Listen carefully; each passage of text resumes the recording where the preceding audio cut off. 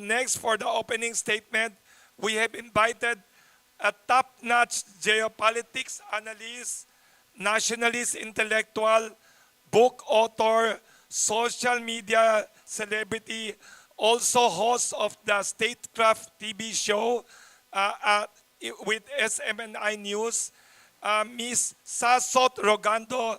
Sasot has been educated in Europe, of course in the Philippines also. She has master's degree in international relations from Leiden University.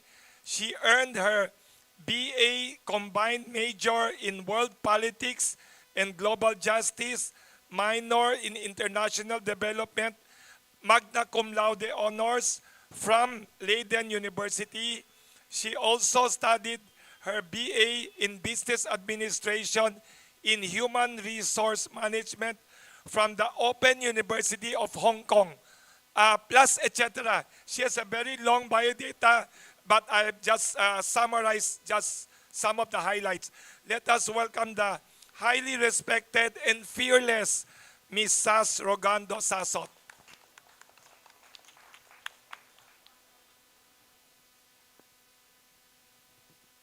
Good morning. Good morning. Good morning. I am speaking today as a citizen of the Philippines. I am speaking today as a Filipino whose identity is rooted in centuries of subjugation from the Kingdom of Spain, the United States of America, and Japan. An identity that flourished through the freedom fought by our ancestors against these colonizers. I am speaking today as an Asian, fully embracing our amazing pre-colonial history and the contribution of our diverse cultures and civilizations to humanity. And I am speaking today as an international relations scholar. In the 2022 presidential elections, I was known as an ardent supporter of President Ferdinand Marcos Jr. Just like in 2016, when I supported President Rodrigo Duterte, the primary reason why I supported President Marcos Jr. is his foreign policy. However, I do not support the recent foreign policy maneuver of President Marcos Jr. This is a complete reversal of what he promised during the 2022 presidential one-on-one interview with Boy Abunda on January 25, 2022. Mr. Abunda asked him if he would invite the United States to get involved and help us in our dispute with China. President Marcos Jr. categorically said, "No, the problem is between China and us.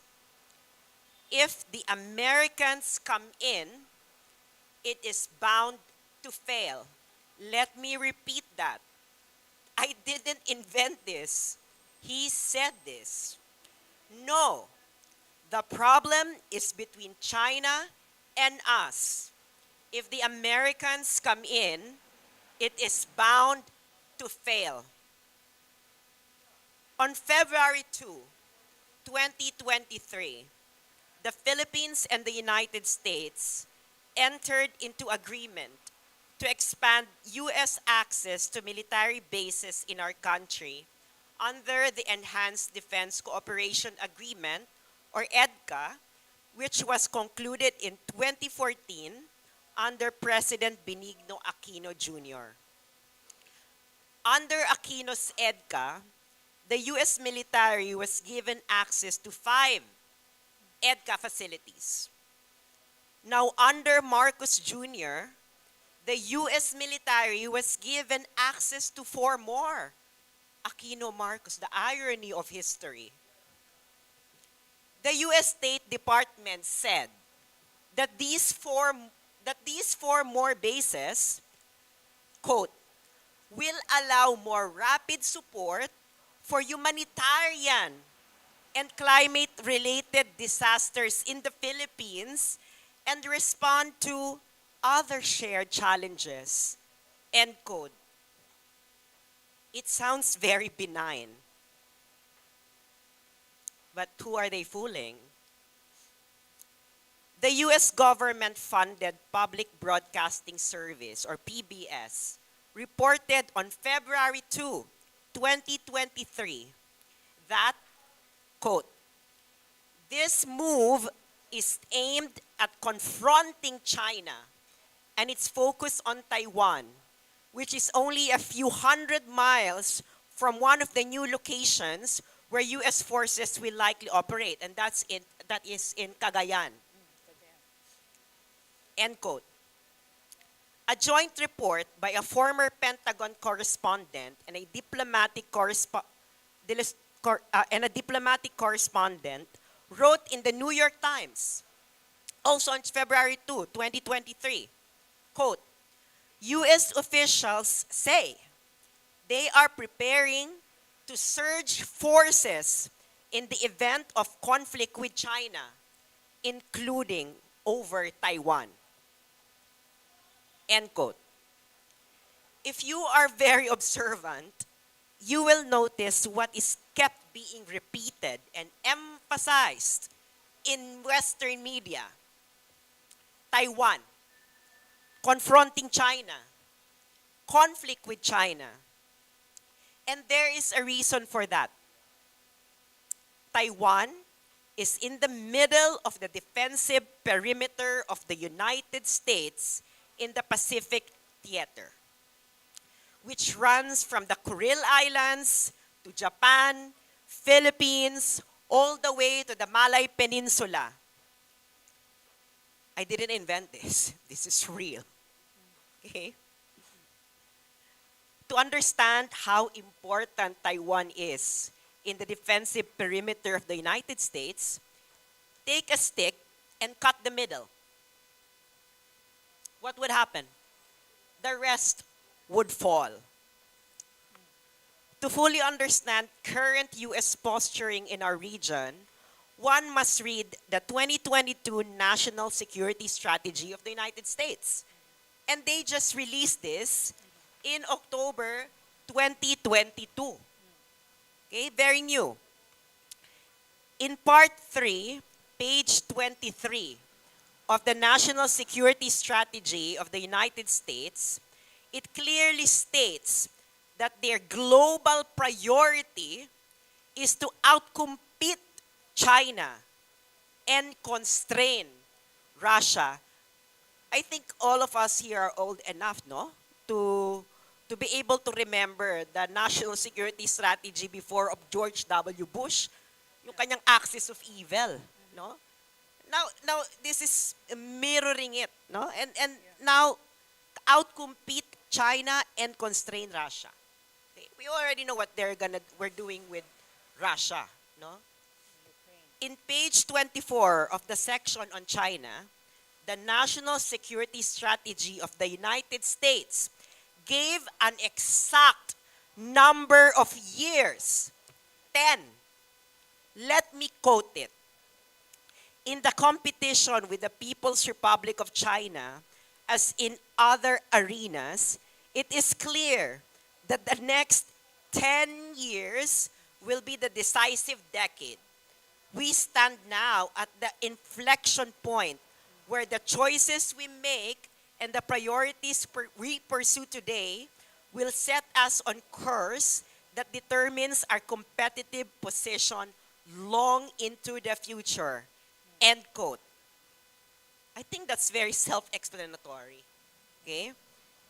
Taiwan is a US priority. And before I continue this, so anyone who's dreaming that the Philippines is a US priority or the Kalayaan Island Group is a US priority, you will never find it in the National Security Strategy of the United States. Nada. You can find there a sentence about the Philippines, but nothing about extending the MDT to the Kalayaan Island Group. But you can find a sentence there that the United States is extending its mutual security pact all the way to the Senkaku Island. So wag na tayong magbobula-bulahan dito, no? Na para ito sa South China Sea and Kalayaan Island Group. Walang ganon. Actually true. So Taiwan is a US priority. They have quote, they have an abiding interest in maintaining peace and stability across the Taiwan Strait, which is critical to regional and global security and prosperity and a matter of international concern and attention. The operative word is critical to regional and global security. Of course, this is just a euphemism to the security of the United States because it is the defensive perimeter of the United States. So what is actually being foreseen by the United States that could happen in the Taiwan Strait within 10 years? So 10 years, ha? Ito, nakalagay din doon. Changes in the status quo. So what are the changes in the status quo that the United States cannot accept? Either mainland China gains full control of Taiwan or Taiwan becomes independent. So either of these two, the US won't accept. It's in their national security strategy. Okay? So whatever that means, ask the United States. Okay? Or our foreign policy decision makers in this country. No, ask naman difficult questions to those people. Huwag na yung mga pakyut-pakyut. Or better yet, ask President Marcos Jr. He is the chief architect of our foreign policy. Let him interpret this for us. Now let me continue. But let us put this in a larger context. Okay?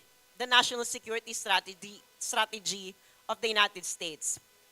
In the discussion going on in the national security community in the United States, okay? Anong nangyayari sa greater national security community ng United States? I will highlight several important ones. Yung iba dito sinabi na ni former Secretary Abella. Okay. In October 2022, the same month that the national security strategy was released, U.S. State Department Secretary Antony Blinken declared that China has made a decision to seize Taiwan on a, quote, much faster timeline, end quote. Number 2, on February 2, during an event at Georgetown University, okay, just this February 2, CIA Director William Burns said, and I quote, "We know as a matter of intelligence that Xi Jinping has instructed the People's Liberation Army to be ready by 2027 to conduct a successful invasion of Taiwan." End quote. Number 3, on January 31, a leaked memo of a U.S. Air Force General Mike Minihan was emailed to airmen under his command, instructing them to prepare for war because, quote, his guts, end quote, tell him they will fight in 2025, end quote. So these estimates are within the 10-year period that is in the national security strategy of the United States. Okay? So they would like to, they will go to war. Yes. The question is when. Oh, that's the important question. It's no longer there's no longer doubt that the United States will go to war against China. The question is when. And now, we have an important study conducted by the Center for Strategic and International Studies, or CSIS, released on January 9, 2023. Di ba? Sunod-sunod yung mga ano nila, no? Leading to the EDCA. Okay. So, itong CSIS, this is a bipartisan think tank based on Washington, D.C. Okay? This is not left-leaning. Pero, if you're going to read everything of analysis of what's going on, there is a confluence of right-leaning and left-leaning analysis of what will happen in our region. Okay? So, anong nakalagay dito ano ba tong report ng CSIS? Okay? The report is entitled, The First Battle of the Next War. O, di ba? Wargaming a Chinese invasion of Taiwan. So, wina-war game na nila. Okay? Okay? The military know what wargaming is. Okay? And everyone who studied international relations, knows what wargaming is. I really don't you media, you should know what wargaming is and how important this is. Okay? Baka maiyak na ako dito. Okay. Ito ang nakalagay, sabi ng CSIS sa kanyang release, nung re-release niya itong report noong January 9, 2023. CSIS said, okay, quote, "What was once unthinkable, direct conflict between the United States and China, has now become a commonplace discussion in the national security community, okay, of the United States. Please understand what that means." Okay? Before, people are saying na, no, China and the United States will not go to war over Taiwan. Okay? May mga duda pa, may doubts. Ngayon, wala na yung doubts. Ang question na lang ay when. Okay? And now, the CSIS project designed a war game to model what would be the result of a possible Chinese invasion of Taiwan in 2026. So, pasok pa din to sa 10-year period ng national security strategy ng United States. Ngayon, ang resulta ng kanilang wargame model ay ito. If the invasion happens in 2026, they're considering the capabilities of China in 2026. Quote, "China will fail to gain control of Taiwan. The United States and its allies will lose dozens of ships, hundreds of aircraft, and tens of thousands of servicemen, members. Taiwan will saw its economy devastated. Further, the high losses will damage the U.S. global position for many years. China will lose heavily and might destabilize the Chinese Communist Party rule." End quote. Siyempre, hindi naman niya in-advocate na let's not go to war. No? So, ang sabi naman nung report, the CSIS wargame model then suggested that, quote, "Victory is not enough. The United States needs to strengthen deterrence immediately." End quote. Okay. To those who don't understand this international relations term, deterrence is to use the threat of force to discourage someone from doing something you don't want them to do. Okay? Maraming iba't ibang uri ng deterrence. I don't want to burden you with a lecture on international relations. And this is often done through a show of force. Okay? In the CSIS War Game Report, one of the necessary conditions for China to lose, okay, is this: there is no Ukraine model for Taiwan. What does it mean? It means that if war breaks out, and if the United States decides to defend Taiwan, U.S. forces must quickly engage in direct combat. Okay? U.S. forces must quickly engage in direct combat. Ano ibig sabihin nito? In other words, U.S. will need to send boots on the ground and not just send arms to Taiwan. So parang Vietnam, no? Ginawa nila sa Iraq, Vietnam, Afghanistan. di ba? Lahat ng may boots on the ground sila. But let me digress a bit. You know, although I am speaking in this forum with the title, Averting a Ukraine Scenario in the Philippines, I don't think that this is appropriate to describe the danger we are facing as a country. It's different from Ukraine. You know, it's an alluring analogy, but it is different. This is far more dangerous. Yes. Yes. That's Our situation is far more dangerous than Ukraine. Okay? As I mentioned earlier, the key to success of the United States against China is to avert a Ukraine scenario in Taiwan. Which means na kailangan nila mag-engage ng direct combat, no? And not just mag-send lang ng weapons, salapi, at hayaan nila yung mga Taiwanese na makipag-away sa mainland China. Hindi po pwede daw 'yon. Okay? So I think you now understand why the United States wanted access to 4 more bases in our country. Okay? And one of them is close to Taiwan. Cagayan. yeah.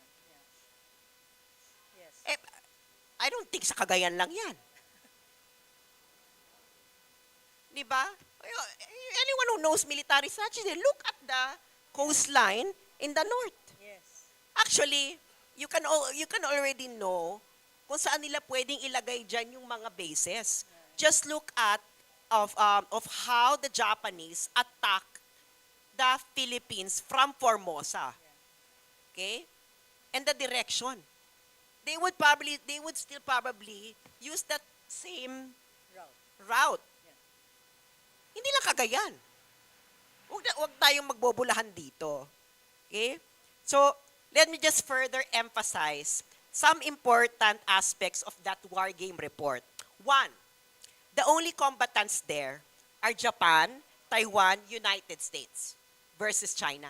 Wala yung Philippines dun sa war game report nila. Hindi tayo kasali. I-explain ko later kung bakit hindi pa nila tayo sinasali doon.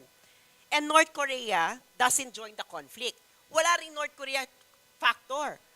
So yung casualties nila dito, it's still a very conservative estimate. No? Can you imagine combatants walang Japan, Taiwan, United States versus China? And 2, this is the most relevant to us. According to the report, yung kanilang war game doon, the Philippines is neutral. Neutral pa lang nila. Hindi. The Philippines is neutral and doesn't allow basing. Access to base in our territory. Do you know what was their basis for this war game report? Whose foreign policy? Yes. They based this on Duterte's foreign policy.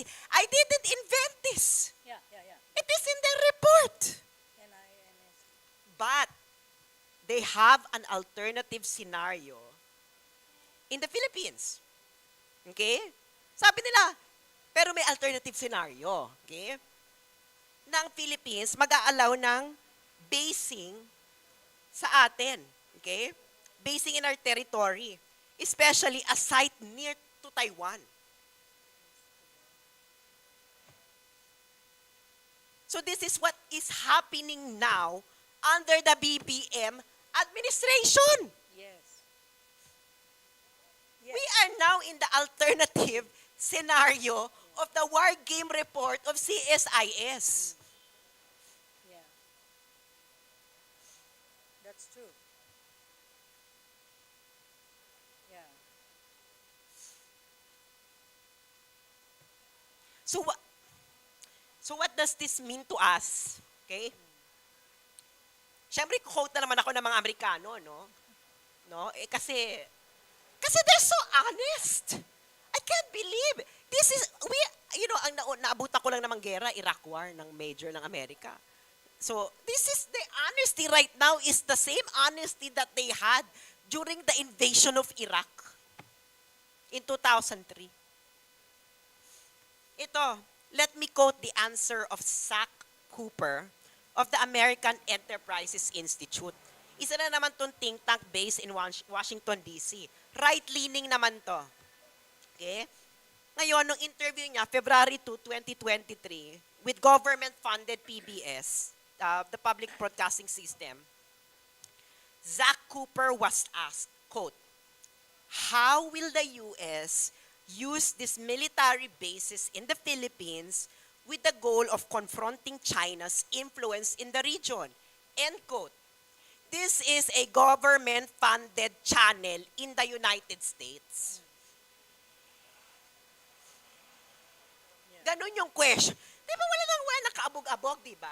Hindi na to katulad ng mga journalists na nag-ask us doon na pa-sweet. Diretso na. May mga pa humanitarian climate change at chuchu. Ano yan? Saka nakakita ng military deployment for climate change? Tayo ba ang kauna-unang bansang lulubog sa climate change? Hindi. At kailangan ba natin ng help? Is our humanitarian disaster response system during typhoon is in disarray? That's actually the So Zach Cooper, the one from the American Enterprise Institute, answered, quote, I think, you need to watch this. Nakakatawa. He was so gentle. Okay? I think the objective here is to provide new assets where the United States can place its forces so they are not so focused on just a few bases in East Asia. Okay? Right now, the United States really uses Okinawa and Guam as its main operating locations. And being able to diversify away from just a couple of locations makes the targeting challenge much more difficult for China, end quote. So kung makikita nyo yung mga release ng mga Western media, meron sila kasing playbook. Infographics. In infographic nila itong war game. Kung ano yung aatakihin ng China. So syempre, yung war game, ang original lang doon, Japan and United States and Taiwan. So ang nakalagay doon nila inaatake, Okinawa and Guam. So remember, how did this guy, American, called us? New assets? New assets. New assets.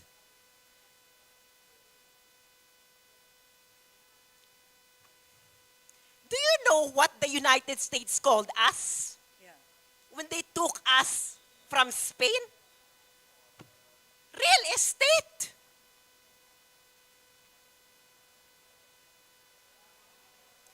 Tawag sa ating new assets for the United States that will give China a much more difficult, quote, targeting challenge, unquote. Yeah. So what does it mean? No, papaliwanag ko. Again, American source, napaka-honest kasi sila eh. Tayo lang yung tarantadong sinungaling. The article of the New York Times is so brutally honest. Quote, in any war, operational and supply bases would be among the first targets an enemy would try to strike. End quote. Now, Jacob Stokes, a senior fellow in the Indo-Pacific Security Program at the Center for a New American Society, and an advisor to Mr. Biden when he was vice president, was quoted in this New York Times article. Okay? He explained this targeting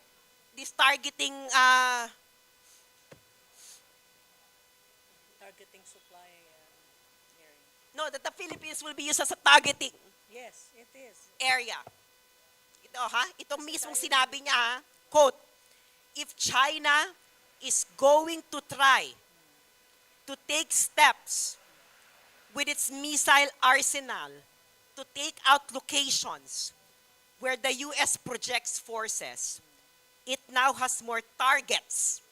It has now more targets it would have to deal with. End quote. This is the article of the New York Times when BBM approve those 4 more bases. Yeah, yeah. Hindi sa akin to. Sa mga Amerikano to. Hindi rito sa mga makakaliwa. No. At former advisor ni Biden. Oh, dahil marami na tayo, marami ng target ang China. So crudely speaking, we are another target for China in order to exhaust its missile arsenal. Ano pa bang logical conclusion dun? So, can President Marcos Jr. tell us how many of us will die? Yeah. Okay? How our economy would look like after the dust settled. Okay? How are we going to rebuild this republic? Aren't we supposed to be having a public debate whether this is a future we want to have for our country? Yes. Supposedly. Yeah. Does President Marcos Jr. have the guts to stand up to the United States of America and say, no, I will not allow the Philippines to be used in your war? Yeah. Shouldn't the Congress Yeah. be intervening about this now? Yes. Now, let me end by highlighting the following numbers. 2025, 2026, 2027, within 10 years. These are the supposed estimated time frames China would decide to change the status quo by gaining full control of Taiwan. This is according to the United States. These are also the time frames, remember this, these are also the time frames when the United States could still win against China, Yeah. though with heavy losses. Okay? Longer than this, the higher the cost, Yes. and the less certain is the victory of the United States against China. Yes. So anong ibig sabihin nito? Anong ibig sabihin ng mga numerong ito? Okay? So what does this remind you? Doesn't this evoke you of the moment when US President George W. Bush tried to convince Americans to gain domestic support for a preventive war against Iraq in 2003? Let me remind you of what George W. Bush Jr. said during that time. Quote, "Facing clear evidence of peril, we cannot wait for the final proof, the smoking gun that could come in the form of a mushroom cloud." End quote. Hindi na raw siya maghihintay ng final proof. Invade na. War na against Iraq. And what do you call that? That's what you call a preventive war. And the United States has not abandoned its preventive war doctrine that George W. Bush Jr.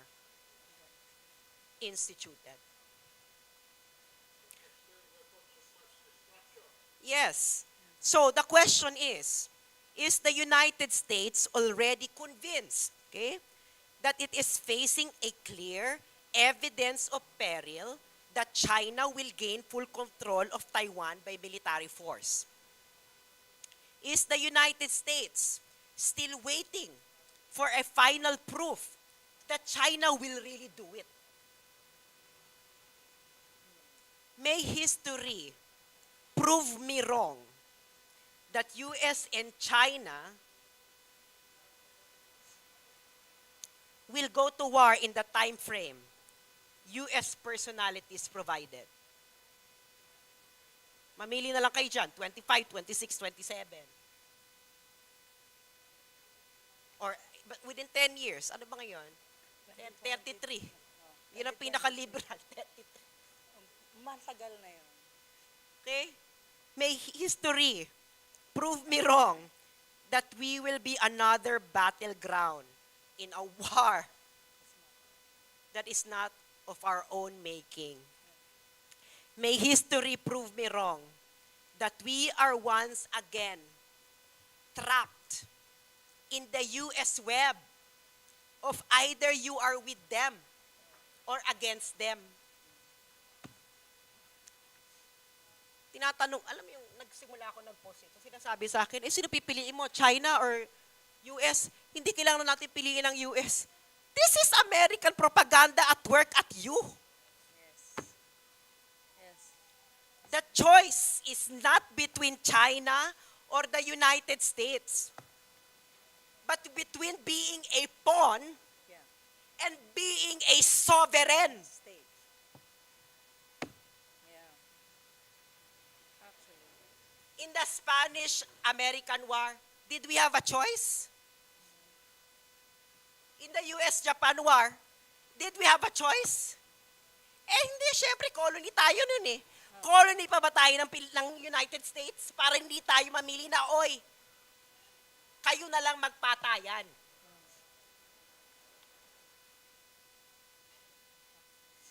You know, heroes are often those who emerge triumphant after a tragedy. But the greater hero is the one who prevented a tragedy from happening in the first place. So, Mr. President, be that hero for our country. Amazing, thought-provoking, very enlightening analysis and revelations. Thank you, Ms. Sas Rogando Sasot. Thank you very much for your courage and analysis. Thank you for supporting this channel. Please hit like and subscribe and hit the notification bell. Thank you and God bless us all.